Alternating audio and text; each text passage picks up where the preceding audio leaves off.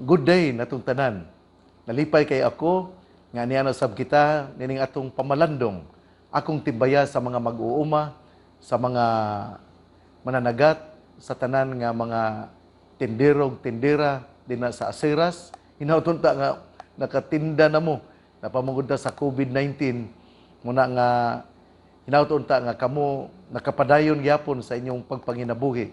Ako pun nga timbaya sa mga tindira intawag kandila, sa mga maninilhig sa dalan, sa ato nga mga sa atong mga tigbantay pud sa mga sakyanan, sa mga drivers, luoy biya ni kini mga dispatcher uban pa. Hinautunta nga ato silang mahatagan bisa ginagmay pero kini makatabang pud silang kinabuhi. Ako pong timbaya sa mga tao nga naminaw karon, hinautunta nga kamo ana sa mayong panglawas. Ako pong greetings yun sa akong pinangga nga igsuon nga si Inday Marian Humuad nga nagsaulog karon sa iyang adlawng natawhan. Hinautunta nga ikaw panalanginan sa Ginoo ug ang imong mga ambisyon ug mga pahinungdan panalanginan gayud sa atong manunubos. Hinautunta nga Inday Marian, salamat kaayo sa imong kaayo. I know you are just very demanding, but you want really to help us. Thank you of your generosity. Thank you of your concern to each and everyone. Salamat kaayo, Inday Marian Humuad, ang akong igsuon nga nag-birthday karon. Dili ang kumusulti pila yang edad, pero gwapa gyapon na si Inday Marian. Unya kanang kay Hulyo 1 man ang atong ebanghelyo karon, atong kutloon sumala sa ebanghelyo ni San Mateo. Unya miadto si Jesus sa yuta sa mga taga Gadara dito sa tabuk sa lanaw. Ug gitagbo siya duha ka tawo nga nanggula sa mga langob nga gihimong lubnganan. Giyawaan kining mga tawhana ug pintas kaayo. Ug kay gikahadlukan man sila, walay nangaha sa pag-agi niadtong dalana. Ug misinggit sila, anak sa Dios, unsa may imong tuyo kanamo? Mianhi ka ba aron pagsakit kanamo bisag dili pa panahon? Dili layo didto, may usa ka panon sa mga baboy nga nanibsib. Mihangyo ang mga yawa kang Hesus. Kung abugon mo kami, pasudla kami ni anang panon sa mga baboy. Hala, panulod kamo, mingon si Hesus. Ug nangadto sila, ug nanulod sa mga baboy. Unya, ang tibuok panon, mihaguros, pagdulhog sa pangpang, ug nangambak sa lanaw, ug nangalumos. Ang mga nagatiman sa mga baboy, nanagan ngadto sa lungsod aron pagsugilon sa nahitabo ingon man sa gidangatan sa mga giyawaan. Tungod niini nanggula ang tanang tawo niadtong lungsora aron pagsugat kang Hesus ug sa ilang pagkakita kaniya nangamuyo sila nga mobiya siya sa ilang kayutaan. Ebanghelyo sa Ginoo. Daygon ikaw o Kristo. Nindot kay katong ebanghelyo ron pero sa dili pa ko mopadayon. My greetings to my sister, Marian Humuad, on the occasion of her birthday. I also greet happy birthday to all who are celebrating their birthdays today. May the good Lord bless you with good health, wisdom, and may your feet be always guided to the path of righteousness. Mao man gini ang atong pangandoy ba? Nga sa tanan nga mga birthday, you have more candles to blow on the cake, and then more blessings that you receive from God. That is why I truly, sincerely greet happy birthday to all birthday celebrants and to my sister Marian Humuad. Ang ato karong ebanghelyo nindot kaayo kay si Jesus miadto na usab sa lain nga kining Gentile territory nga gitawag og Gadara. Unya sa ako lagi nagikaingon nga unusual sa usa ka Hudiyo nga mutaak sa lugar nga dili lugar sa mga Hudiyo. Pero karon gibalik-balik yun ni Jesus. Miadto siya sa laing lugar nga atong Lunes, miadto sa lugar sa Cesarea Filipo, nya karon niapod sa Gadara. Unya nagpasabot kini nga Jesus really would like to bless the place. Kay ato yung hinumduman nga ang tanan nga gibuhat sa Ginoo gipanalanginan ug tungod kay gipanalanginan nagpasabot kini nga kini balaan. Tungod kay ang maong lugar, iya man sa Ginoo. Ang maong lugar, hatag man sa Ginoo. Mao na nga gipanalanginan gyud ang maong lugar. Mao na nga gibisitahan ni Hesus ang lugar nga hinimo sa Ginoo. Unya, human niini dunay duha ka tawo nga giyawaan. Unya ang mga tawo didto dili moagi adtong lugar kay kahibalo sila nga dunay duha ka tawo nga giyawaan. Pero si Hesus miadto og siya miagi niadtong lugar. Kana bitawng lugar bitaw nga mingon ta nga kana kuyaw kay ng lugar giyawaan na nya dili ta moagi ana. Pero kita gitudloan gyud ta nga unsa gali gihimo sa Ginoo, gihimo kana niya nga balaan. Whatever God has created, it is meant to be shared. It is meant to really enjoy the place. Mo na nga dili gyud ta mahadlok sa mga lugar.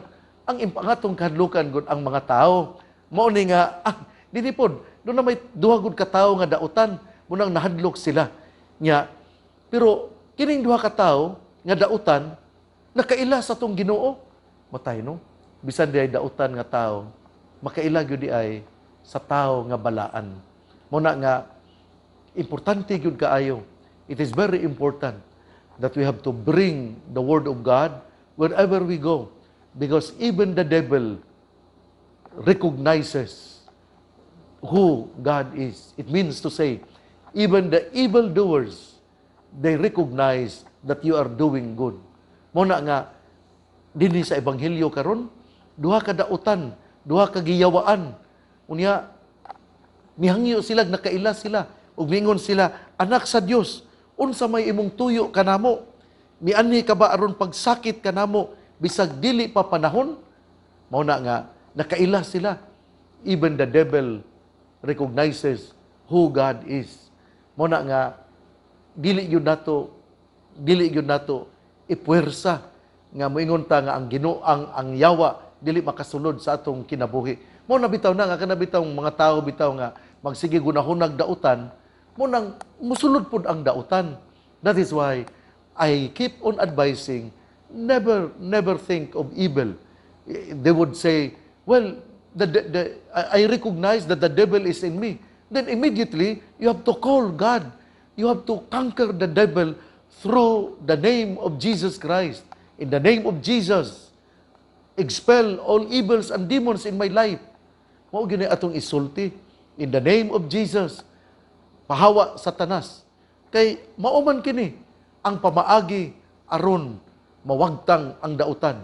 Kay sa pulong sa Ginoo, the name of Jesus would mean expulsion of the devil in our life. Muna nga, importante yung kaayo nga musangpit kita sa Ginoo. Kay kada bitang permitang musangpit sa Ginoo, giyahan mo yun ta. Kada bitang we avoid doing evil. Every time we call God, then we will be guided as to avoid doing evil. Muna nga, it is very important that we pray. It is very important that we utter the name of Jesus. It is very important that we come closer to Jesus because the devil is afraid of the name of Jesus. Kunya, nihangyo sila. Ang mga panuway nihangyo nga, dili kung gusto ka, kung imo ming pagawason, ipasulod kami nining mga baboy. Na dini nato makita nga, ang ubang mga tinuhuan, moingon nga, dili mo kaon og baboy, kaya ang mga baboy, hugaw, dautan.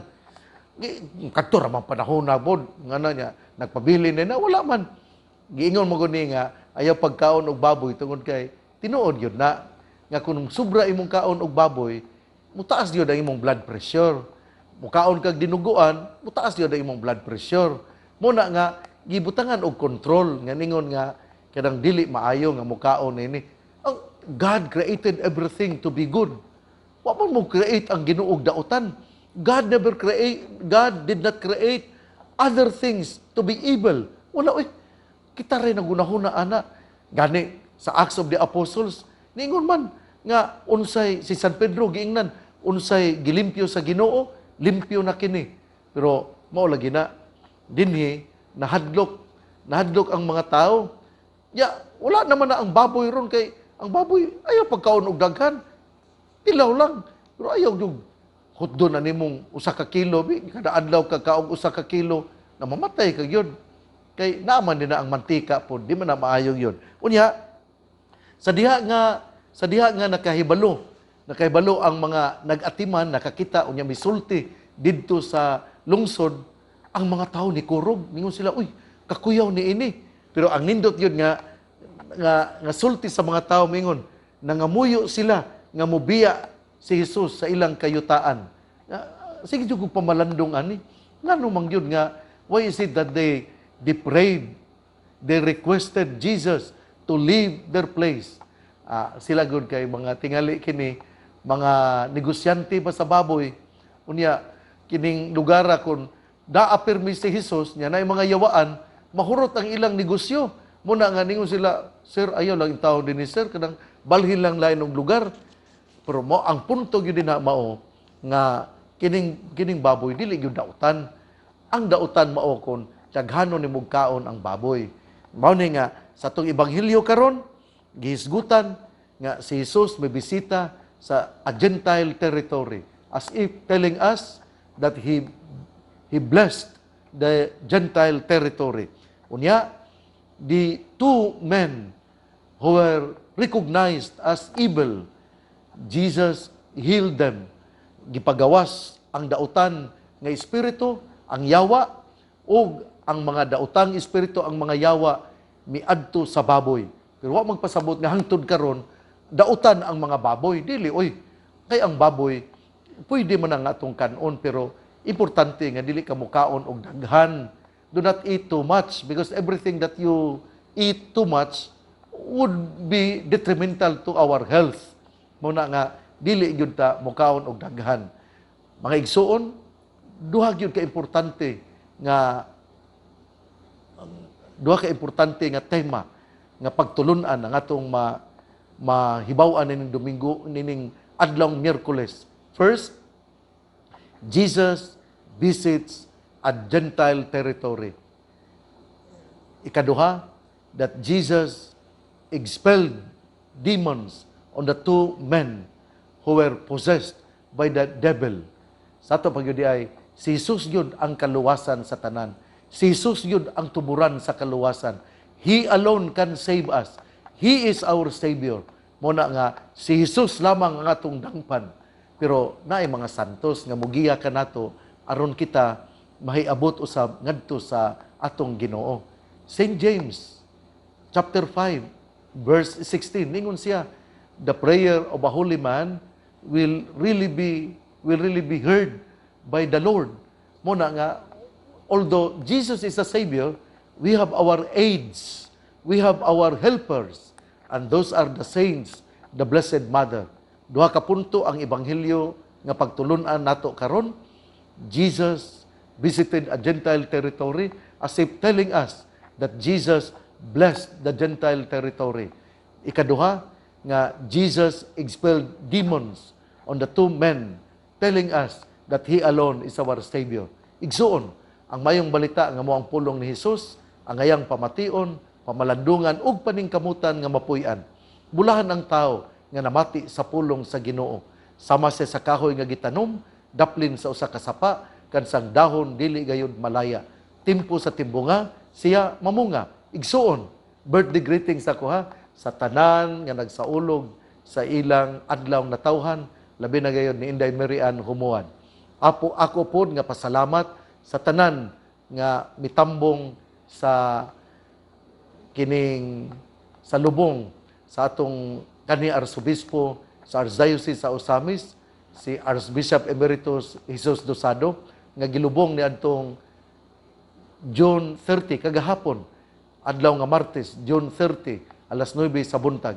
Akong pasalamat sa mga government officials nato nga mitambong. Akong pasalamat sa tanan nga mga obispo nga mitambong, sa tanan nga mga kaparian.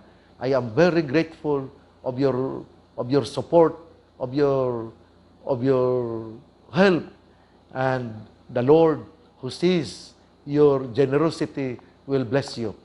Uban sa pangaliya sa Birhen sa Kuta, Ang Ginoo magapanalangin kanato sa ngalan samahan sa Anak ug sa Espiritu Santo. Amen.